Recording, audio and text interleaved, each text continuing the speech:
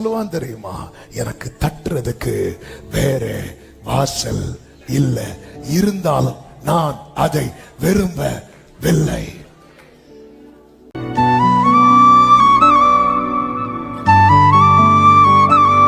ஹல்லேலூயா. வேதத்தை எடுத்துக்கொள்ளும். ஏசாயா தீர்க்கதரிசன புஸ்தகம் 64வது அதிகாரம். ஏசாயா தீர்க்கதரிசன புஸ்தகம் 64வது அதிகாரத்தின் 4வது வசனத்தை வாசிக்க கேட்கலாம். தேவனே, உமக்கு காத்திருக்கிறவர்களுக்கு நீர் செய்பவைகளை நீரே அல்லாமல் உலக தோற்றம் முதற்கொண்டு ஒருவரும் கேட்டதும் இல்லை, செவியால் உணர்ந்ததும் இல்லை, அவைகளை கண்டதும் இல்லை. கரங்களை உயர்த்தி ஹல்லேலூயா. காத்திருக்கிறவர்களுக்கு என்று கர்த்தர் செய்கிறவைகள். தேவன் ஒரு நபரை காத்திருக்க வைத்திருக்கிறார் என்றால் அவர்களுக்கு தேவன் செய்ய போகிறது ஏதோ ஒரு சாதாரணமான காரியம் அல்ல. சத்தம் ஆமென் சொல்லுங்க. இதை அறிந்ததனாலதான் தாவீது சொல்லுகிறார் 31வது சங்கீதம் அதனுடைய 19வது வசனத்திலே, உமக்கு பயந்தவர்களுக்கும் மனுபுத்திரருக்கு முன்பாக உம்மை நம்புகிறவர்களுக்கும் நீர் உண்டு பண்ணி வைத்திருக்கிற உம்முடைய நன்மை எவ்வளவு பெரிதாயிருக்கிறது. ஹல்லேலூயா. எனவேதான் வேதம் சொல்லுகிறது, நெடுநாள் காத்திருத்தல் இருதயத்தை இளைக்க பண்ணும், விரும்பினது வரும்போது, சத்தமா சொல்லுங்க, ஜீவ விருட்சம் போல இருக்கும். ஆமென். ஜீவ விருட்சம். ஏதேனிலே வைக்கப்பட்ட கனிகளிலேயே மிகவும் விலையேற பெற்ற கனி எந்த கனி தெரியுமா? சத்தமா சொல்லுங்க, இன்னும் சத்தமா. ஜீவ விருட்சம். அந்த ஜீவ விருட்சத்தை கர்த்தர் வைத்திருப்பதே அவர்களுக்கு கொடுப்பதாம். ஆனா எல்லா கனியையும் உடனே கொடுத்தார், ஜீவ விருட்சத்துக்கு மட்டும் வெயிட் பண்ண வைத்தார். அதுக்கு டெஸ்ட் எல்லாம் வைத்திருந்தார். அந்த டெஸ்ட் தான் என்ன கனி தெரியுமா? நன்மை தீமை அறியத்தக்க கனி. சாத்தான் உள்ள என்றாகிறான், மெதுவா என்றாகி, இதை புசிக்கிற நாளில் நீ சாகவே சாவாயின்னு கர்த்தர் சொன்னார்ல, அப்படிலாம் கிடையாது. நீ சாகவே சாக மாட்ட, சாகவே சாக மாட்டேன்னு சொல்லி அவன் எந்த கனியை காட்டி இருக்கணும் தெரியுமா? ஜீவ விருட்சத்தின் கனியை காட்டி இருக்கணும். சத்துரு ஒருபோதும் அவன் இன்பமாய் பேசுவான், ஆனால் ஒருபோதும் அவன் நன்மையை காண்பித்து தரவே மாட்டான். என் ஆண்டவர் பேசும்போது சில நேரத்தில் கடினமா இருக்கலாம், ஆமே, கடிந்து கொள்வது போல இருக்கலாம், ஆனால் நமக்காய் கர்த்தர் ஆயத்தம் பண்ணி வைத்திருப்பது நன்மை மட்டுமே. ஆமேன் சொல்லுங்க பார்க்கலாம். எனவேதான் புதிய ஏற்பாட்டிலே அது சொல்லப்பட்டிருக்கிறது, ஜெயம் கொள்ளுகிறவன் அவனோ அவனுக்கு பரதேசின் மத்தியில் இருக்கிற ஜீவ விருட்சத்தின் கனியை புசிக்க கொடுத்து. அவன் தேவன் காத்திருக்க வைக்கிறது எதுக்கு தெரியுமா? ஜெயிக்கிறதுக்கு. சத்தமா ஆமேன் சொல்லுங்க பார்க்கலாம். ஆமென். காத்திருக்க தேவ பிள்ளைகள் விசேஷமாய் கர்த்தரிடத்திலிருந்து கர்த்தர் ஆயத்தம் பண்ணினவைகளை காண காத்திருக்கிறவர்கள், ஆமென், கவனத்திற்கு 5 காரியங்களை ரூத்தின் புஸ்தகத்திலிருந்து உங்கள் மத்தியிலே வைத்து ஜெபிக்கும்படி விரும்புகிறேன். கர்த்தர் உங்களை ஆசீர்வதிப்பாராக. ரூத்தின் புஸ்தகம் 3வது அதிகாரம் அதனுடைய 1வது வசனத்திலே நகோமி ரூத்தை பார்த்து இப்படி சொல்லுகிறார்கள். பின்பு அவள் மாமியாகிய நகோமி அவளை நோக்கி, என் மகளே, நீ சுகமாய் வாழ்ந்திருக்கும்படி நான் உனக்கு சௌக்கியத்தை தேடாதிருப்பேனோ? நீ சுகமாய் வாழ்ந்திருக்கும்படிக்கு நான் உனக்கு சௌக்கியத்தை தேடாதிருப்பான். இந்த சுகமாய் வாழ்ந்திருக்கும்படி, அந்த நிறைவான நன்மைக்காக காத்திருக்கிற சபையை நீ கவனிக்க வேண்டிய 5 காரியங்கள். 1, அறிந்து கொள்ளுங்கள். அந்த 5 நான் சொல்லிறேன், அதுக்கப்புறம் எதை பேசணுமோ அதை நான் பேச. 1, அறிந்து கொள்ளுங்கள். 2, ஆயத்தமாகுங்கள். 3, அகன்று போகாதிருங்கள். 4, அர்ப்பணியுங்கள். 5, அடங்கியிருங்கள். அறிந்து கொள்ளுங்கள். என்ன அறிந்து கொள்ள வேண்டும்? எதை அறிந்து கொள்ள வேண்டும்? இந்த சம்பவம் நமக்கு நிறைய தெரியும். அதனால நான் ரொம்ப சம்பவத்துக்குள்ள போகாம அந்த வார்த்தைக்குள்ளே செல்ல விரும்புகிறேன். தேவைப்படுகிற இடத்துல மட்டும் இந்த சம்பவத்தை டச் பண்றேன். 2வது அதிகாரம் அதனுடைய 20வது வசனத்திலே இப்படி சொல்லப்பட்டிருக்கிறது. அப்பொழுது நகோமி, அதாவது ரூத்து போவாசுடைய வயல் நிலத்துக்கு போறாங்க. தற்செயலாய் நகோமி சொல்லி போனதல்ல, நகோமி கிட்ட கேட்டுட்டு ரூத்து போறாங்க. போயிட்டு அங்க கதிரெல்லாம் போவாச மீட் பண்றாங்க. போவாஸ் கதிரெல்லாம் சிந்த விடுறாரு, அதெல்லாம் வாங்குறாங்க. அந்த வேலைக்காரர்களோட பந்தியில உட்கார்ந்து இருக்கிறாங்க. எல்லாம் இதெல்லாம் அந்த திரும்ப மீதம் எடுத்த கதிரெல்லாம் வீட்டுல கொண்டு வந்து நகோமிக்கு கொடுத்து விட்டு இப்படி போன காரியத்தை எல்லாம் இந்த ரூத் வந்து நகோமிக்கு எக்ஸ்பிளைன் பண்றாங்க. சொல்லும் போது நகோமி சொல்லுகிற வார்த்தை கேளுங்கள். உயிரோடு இருக்கிறவர்களுக்கும் மரித்தவர்களுக்கும் தயவு செய்கிற கர்த்தராலே அவன் ஆசீர்வதிக்கப்படுவானாக என்றார். பின்னும் நகோமி அவளை பார்த்து, அந்த மனுஷன் நமக்கு நெருங்கின உறவின் முறையானும் நம்மை அந்த மனுஷன் நமக்கு நெருங்கின உறவின் முறையானும் நம்மை ஆதரிக்கிற சுதந்திரவாளிகளில் ஒருவனுமாயிருக்கிறான். இந்த ரூத்துக்கு போவாச பத்தி இதுவரை, அதாவது அந்த வயல் நிலத்துக்கு போயிட்டு வந்ததுனால ரூத்துக்கு போவாச பத்தி தெரிந்து வைத்த காரியம் எல்லாம் என்ன அப்படின்னா, போவாஸ் இந்த வயல் நிலத்துக்கு சொந்தக்காரர், போவாஸ் அன்புள்ளவர், போவாஸ் கிருபையுள்ளவர், போவாஸ் தயையுள்ளவர், போவாஸ் நன்மை செய்கிறவர், போவாஸ் பாதுகாக்கிறவர். பிரியமான கர்த்தருடைய பிள்ளைகளே, இந்த அறிவு எல்லாருக்குமே உண்டு. ஆண்டவர் அன்புள்ளவர், ஆண்டவர் தயை செய்கிறவர், ஆண்டவர் நன்மை செய்கிறவர், ஆண்டவர் பாதுகாக்கிறவர், ஆண்டவர் கிருபை உள்ளவர். ஆனால் இது எல்லாவற்றுக்கும் மேல ரூத்தே, நீ அறிந்து கொள்ள வேண்டிய ஒரு சத்தியம் இருக்கிறது. என்ன சத்தியம் தெரியுமா? அந்த போவாஸ் உனக்கு நெருங்கின சொந்தக்காரர். கரங்களை தட்டி ஆண்டவருக்கு மகிமை. ஹல்லேலூயா. நாம் மற்ற எல்லாவற்றையும் அறிந்து கொள்ளுகிறதுல காண்பிக்கிற ஆவலை விட இன்னும் அதிகமா நாம் எதை அறிந்திருக்கணும் தெரியுமா? அவர் எனக்கு நெருங்கின சொந்தம். இயேசு எனக்கு நெருங்கின சொந்தம். எல்லாம் இழந்து வெறுமையா இங்கே வரப்பட்ட இப்பதான் ரூத்துக்கு கொஞ்சம் கொஞ்சமா கண்ணு தெளியுது. நான் இந்த வயல் நிலத்துல தற்செயலாய் வரவில்லை, அவருடைய தீர்மானத்தின்படி அழைக்கப்பட்டு வந்திருக்கிறேன். இந்த பகல் வேளையில் அதை நம்புறவங்க மட்டும் வலது கரத்தை உயர்த்தி சத்தமா ஆமென் சொல்லுங்க பார்க்கலாம். ஆமென். இந்த அறிவு தேவை. அப்படி ஒரு நெருக்கத்தை தான் இயேசு சிலுவையிலே நமக்கு ஏற்படுத்தி தந்திருக்கிறார். இந்த பகல் வேளையில என கேட்டுக்கொண்டிருக்கிற அன்பு சகோதரா சகோதரி, ஒன்றை அறிந்து கொள்.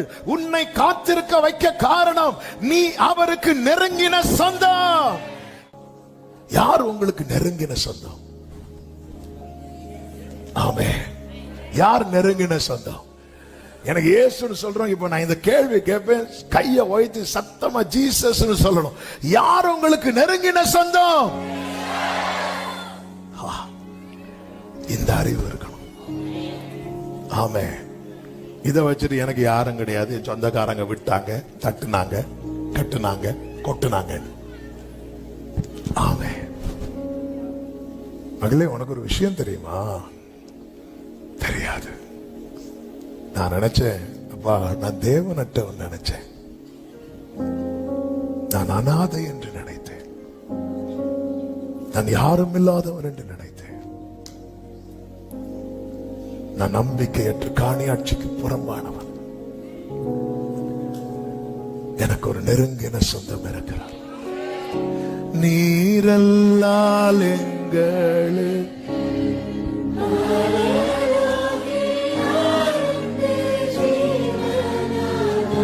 ஆமே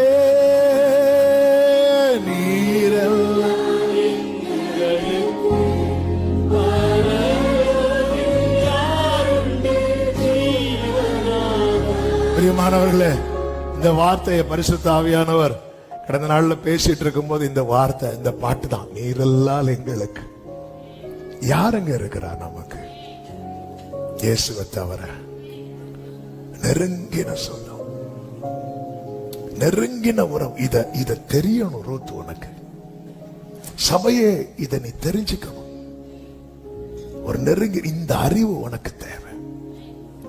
இந்த போவாஸ் ரூத்தை பார்த்து சொல்றாங்க பாருங்க, 10வது வசனம் 3:10. அதற்கு அவன், மகளே, நீ கர்த்தரால் ஆசீர்வதிக்கப்படுவாயா. நீதான் ஆசீர்வதிக்கப்படுவ, நீ தரித்திரரும் ஐஸ்வர்யவான்களுமான வாலிபர்களின் பிறகே போகாததினால் உன் முந்தின நற்குணத்தை பார்க்கிலும் உன் பிந்தின நற்குணம் உத்தமமாயிரு. போவாஸ் சும்மா திராட்சரசம் குடிச்சு படுத்து கிடக்கிறது போலதான் தெரியும். அவர் எவ்வளவு மானிட்டர் பண்றாரு பாத்தீங்களா? நெருங்கின சொந்தம் மானிட்டர் பண்ணிட்டே இருப்பார். என் கண்களால் நான் அதை பார்த்து கொண்டே இருக்கிறேன். நகோமி எப்படி கைட் பண்றாங்க பாருங்க. அங்க அவன் கூப்பிடுவான், இங்க இவன் கூப்பிடுவான். நீ வலதுபுறம் இடதுபுறம் சாயும் போது வழி இதுவே, இதிலே நடவுங்கள். எங்கேயும் அடி ஓவர் ஸ்டெப் கொஞ்சம் சாயும் போதே ஆமென். நகோமி சத்தம் ரூத்து காதுல தோணிச்சுட்டே இருக்கும். வழி இதுவே. நேரம் அம்மா கொண்டு வந்து எங்க நிக்கிறாங்க அப்படின்னா, சத்திய ஆவியாகிய தேற்றவாளன் சகல சத்தியத்துக்குள்ளும் அகண்டு போயிடக்கூடாது, அகண்டு போயிடக்கூடாது. நான் அழைக்கப்பட்டவன், எனக்கான நன்மை ஆயத்தமாக்கப்பட்டு கொண்டிருக்கிறது. நான் அகன்று போயிடக்கூடாது. 13 வருஷம் ஆபிரகாம் அகன்று போனான். இப்பொழுது கர்த்தர் ஆபிரகாமுக்கு தரிசனமாகி சொல்லுகிறேன், நீ எனக்கு முன்பாக நடந்து கொண்டு உத்தமனாயிரு. எனக்கு முன்னாக. ஆபிரகாமே, பக்கத்துல வந்தாச்சு. ஆபிரகாமே, இனி என் பார்வையை விட்டு போயிடாத, என் பார்வையிலே ஏறு. அகண்டு போயிடாதீங்க சபையே. 6 நாட்கள் அகண்டு போயிட்டு இதே இது. இந்த ரூத், நான் இந்த சரித்திரத்தை வச்சு பேசி, ரூத் இதே இது வர வழியில ஒரு தரித்திரன் ஒருத்தன் போய் ஹாய் சொல்லிட்டு, ஐஸ்வர்யவான் இன்னொருத்தன் போய் ஹாய் சொல்லிட்டு, எல்லாருக்கும் ஹாய் ஹாய் சொல்லிட்டு போவாஸ்ட வந்தா போவாஸ் எடுத்ததும் பாய்மார். எல்லாருக்கும் ஹாய் சொல்றவங்களுக்கு போவாஸ் ஹாய் சொல்ல மாட்டார். எனது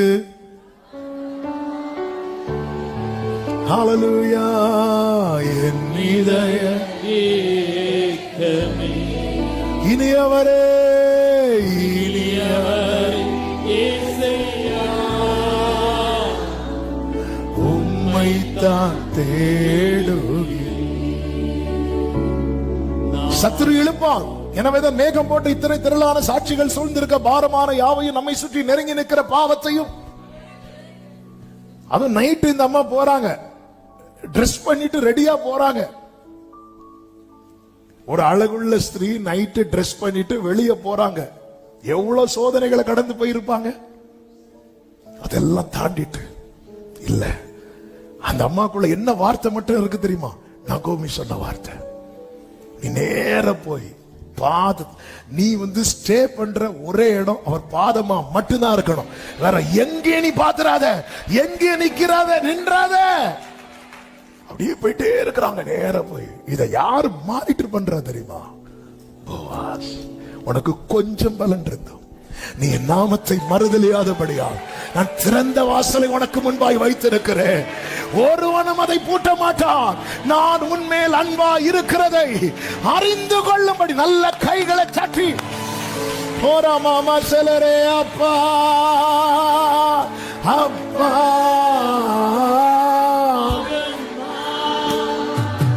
மகனான் அப்பா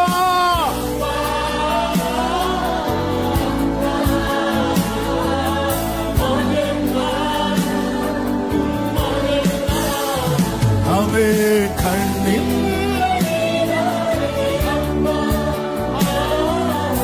ஹல்லேலூயா. நம்ம ஆலயத்துக்கு வர வழியில இருக்கிறவருக்கு ஹாய் சொல்லிட்டு வந்தோம். அவன் 9-10 மணிக்கு வரணும்னா புறப்பட்டது. ஒரு ஹாய் சொன்னதுல 10:15 ஆயிட்டு. 2வது ஹாயில 10:30, 3வது ஹாயில 11, கடைசியில 12:30 வந்து எதுக்கு அப்பத்தை போடுது. ஆமென். இல்ல, பைபிள்ல சொல்லப்பட்டிருக்கல, நீ தேவாலயத்துக்கு போகும்போது உன் நடையை காத்துக்கொள், துன்மார்க்கருடைய ஆலோசனையில் நடக்காத, பாவிகளுடைய வழியில நில்லாதே, பரியாசக்காரர் உட்காரும் இடத்துல உட்காராதே. நம்ம காது ஹோலி ஸ்பிரிட் சத்தத்தை மேற்கொள்ளுகிற எந்த சத்தம் யார் மூலமா வந்தாலும் அது அந்நிய சத்தம். எனக்குள்ள அபிஷேகம் பெற்ற தேவ பிள்ளைங்க, ரட்சிக்கப்பட்ட தேவ பிள்ளைங்க, ரட்சிக்கப்பட்டனாலே எனக்கு மேல யார் அசைவாடி இருக்கிறார் அர்த்தம் தெரியுமா? ஆவியான அவர் அசைவாடுற இடத்துல வெளிச்சம் உண்டாகும், இருள் விலகும். என் வாழ்க்கையில இந்த சத்தம் நஷ்டப்படுறதுக்கு காரணம் என்ன? அநேக அந்நிய சத்தங்கள் கேட்டதால. ஆமே, அவர் பேசுவார். அகன்று போகாதிருங்கள். 4 அர்ப்பணியுங்கள். 3வது அதிகாரம் 8-9 வசனங்களை வாசியுங்கள். பாதி ராத்திரியிலே அந்த மனுஷன் அருண்டு திரும்பி ஒரு ஸ்திரீ தன் பாதத்தண்டையிலே படுத்திருக்கிறதை கண்டு, நீ யார் என்று கேட்டான். அவள், நான் உம்முடைய அடியாளாகிய ரூத், நீர் உம்முடைய அடியாள் மேல் உம்முடைய போர்வையை விரியும், நீர் சுதந்திரவாளி என்றார். ஆமென். அர்ப்பணிப்புன்னா என்ன தெரியுமா? எனக்கு என்ன செய்வீங்க என்றல்ல, என்ன வேணாலும் செய்யுங்க. இதுதான் உண்மையான அர்ப்பணிப்பு. அவர் சொல்றார், நீர் சுதந்திரவாளி. நீரும் சுதந்திரவாளி அப்படி சொல்லல. நீர். இந்த நகோமி ரூத்திட்ட எப்படி சொல்லி கொடுப்பாங்க தெரியுமா? ஒரு விஷயம் கூட 2:20 வாசிங்க. நகோமி தன் மருமகளை பார்த்து, உயிரோடு இருக்கிறவர்களுக்கும் மரித்தவர்களுக்கும் தயவு செய்கிற 2வது பகுதி, அந்த மனுஷன் நமக்கு நெருங்கின உறவின் முறையானும் நம்மை ஆதரிக்கிற சுதந்திரவாளிகளில் ஒருவனுமாயிருக்கிறான். ஒருவனும். அப்போ ரூத் என்ன சொல்லி இருக்கணும்? சுதந்திரவாளிகளில் நீரும் நீங்க மட்டும்தான். ஹalleluya, ஹalleluya. இதுதான் மணவாட்டியுடைய குவாலிட்டி. ஜெபிக்க கற்றுக் கொடுக்க சீஷர்கள் கேட்கும் போது, இயேசு ஜெபிக்க சொல்லிக் கொடுக்கும் போது ஒரு சிநேகிதனை வைத்து சொல்லுகிறார். லூக்கா 11வது அதிகாரம் 5 முதல். அதிலே ஒரு சிநேகிதன் தன் சிநேகிதனிடத்தில் பாதி ராத்திரியில ஓடி போய் கதவை தட்டி, என் சிநேகிதன் ஒருவன் வழிப்பிரயாணமாய் வந்திருக்கிறான், அவனுக்கு வைக்கிறதுக்கு என்கிட்ட அப்பம் இல்லை, நீர் 3 அப்பங்களை எனக்கு கடனாய் தர வேண்டும் என்று கேட்க, உள்ளே இருக்கிற சிநேகிதன் இப்பொழுது தரக்கூடாது என்று சொல்லுகிறார். அதை கேட்டதும் வெளியே இருக்கிறவன் தட்டுறதை நிறுத்தல, அவன் தட்டி கொண்டே இருக்கிறான். இப்போ வெளியே தட்டி கொண்டிருக்கிற சேகரத்துல போய் நம்ம இன்டர்வியூ எடுக்கலாமா? அவன், நாங்க நாகர்கோவில் FGPCல இருந்து வந்திருக்கிறோம், நீங்க ஏன் இன்னும் போகாம தட்டிட்டே இருக்கிறீங்க அப்படின்னு கேட்டா அவன் என்ன சொல்லுவான் தெரியுமா? எனக்கு தட்டுறதுக்கு வேற வாசல் இல்ல, இருந்தாலும் நான் அதை விரும்பவில்லை. சுதந்திரவாளிகள் ஒருவர், இங்கேயும் ஒரு கும்பிடு, அங்கேயும் ஒரு இல்ல. நீர் சுதந்திரவாளி. இந்த முழுமையான அர்ப்பணிப்பு நீங்க மட்டும்தான். எனக்கு ஆண்டவர் ஒருத்தர் மட்டும்தான். என் ஆண்டவராகிய இயேசு கிறிஸ்து ஒருவர் மட்டும்தான். ஆமென். அதாவது எனக்கு என்ன செய்வீர் இப்படி கேட்டுட்டோம்னாலே நம்ம அர்ப்பணிக்கலன்னு அர்த்தம். ஆமென். என்ன வேணாலும் செய்யுங்கப்பா. ஹல்லேலூயா. എന്റെ കഷ്ടങ്ങൾ ദൈവം തരുന്നതാ, എന്റെ പ്രാണനെ ഞാൻ ധ്യാനമാക്കുന്നു. പാടുക. എന്റെ കഷ്ടങ്ങൾ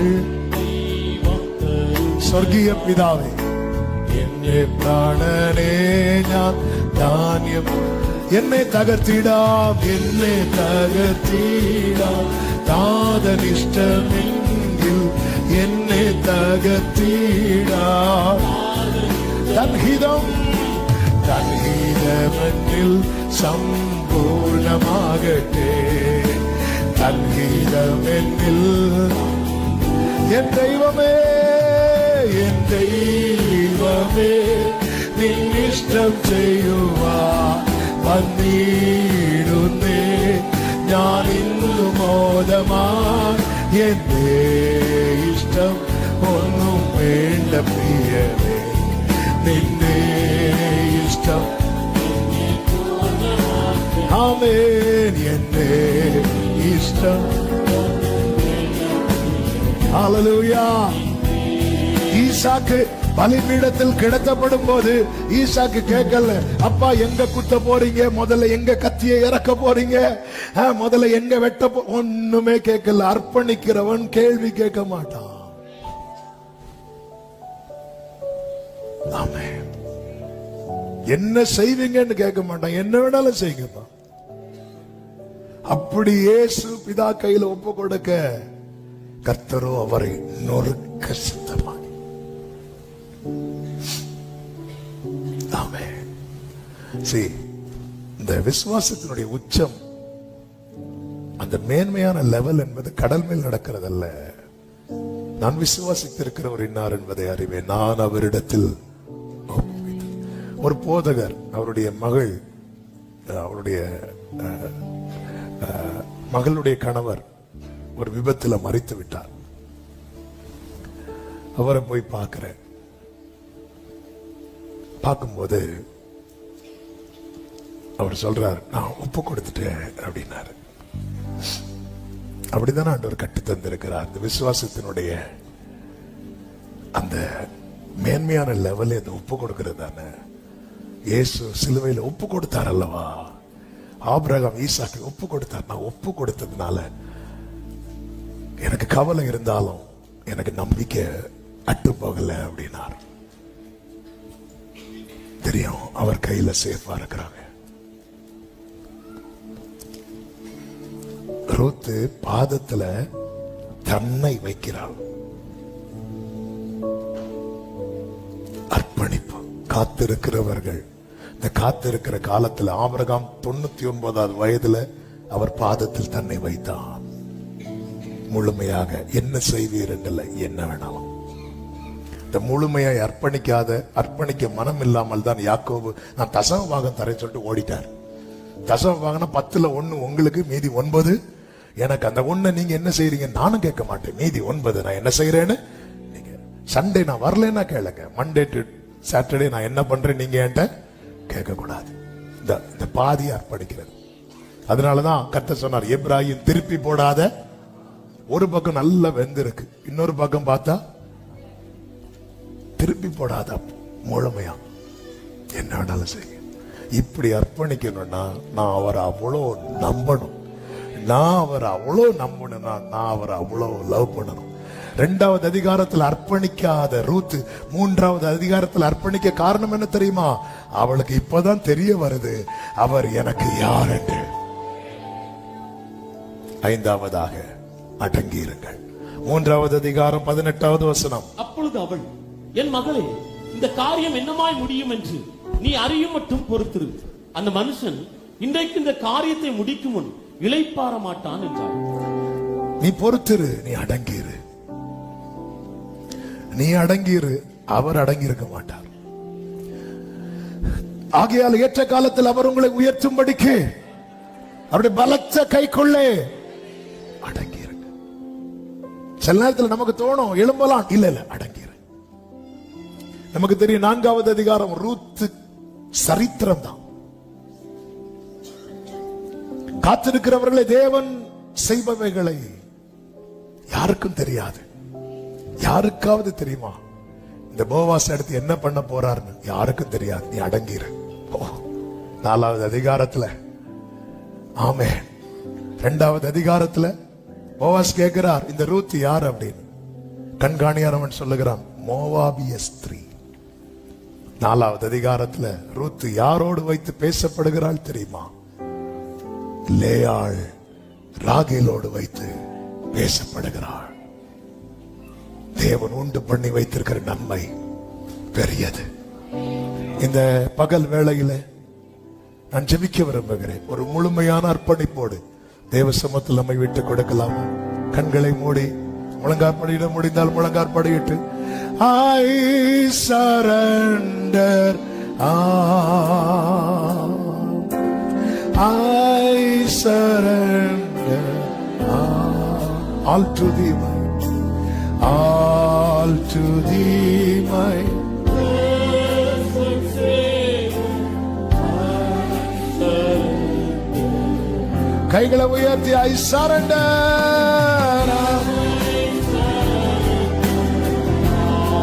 mamro shekele mama chanoro. பாதி அல்ல முழுவதுமாயால் துதிமான்.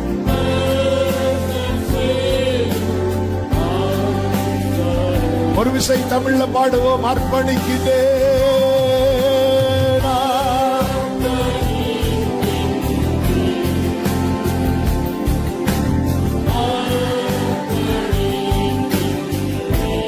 ஆவி ஆத்மா தேகம் யாவோம். ஆத்மா தேகம் யாவும் அர்ப்பணிக்கிறேன்.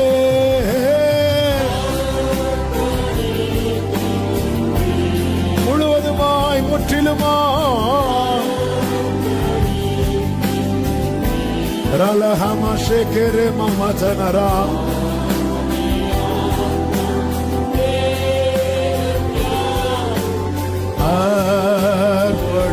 வலது கரத்தை வானத்துக்கு நேராக உயர்த்து, இடது கரத்தை இருதயத்தில் வைத்து ஆண்டவரை இன்னும் அறிந்து கொள்ளணும், ஆயத்தமாகணும், அகண்டு போகாதிருக்கணும், அர்ப்பணிக்கணும், அடங்கி இருக்கணும்.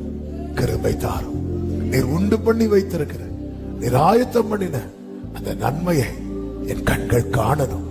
ஆண்டவரே, இந்த காரியங்கள் ரூத்திட்ட வெளிப்பட்டதின் பலன் போவாசுக்கே சொந்தமாய் மாறினார்களே, அப்படியே நீர் வரும்போது உம்முடைய மனவாட்டியாய் நாங்கள் காணப்பட எங்களுக்கு உதவி செய்வீராக. அப்படியே சபையை ஆட்கொள்ளும், சுத்திகரியும், எப்பொழுதும் ஆயத்தமாய் வைத்துக் கொள்ளும். பெரிய காரியங்களை செய்யும். தாழ்த்தி அர்ப்பணிக்கிறோம். மகிமை அனைத்தும் ஒருவருக்கே செலுத்துகிறோம். இரட்சகர் இயேசு கிறிஸ்துவின் நாமத்தில் பிதாவே, ஆமென், ஆமென், ஆமென்.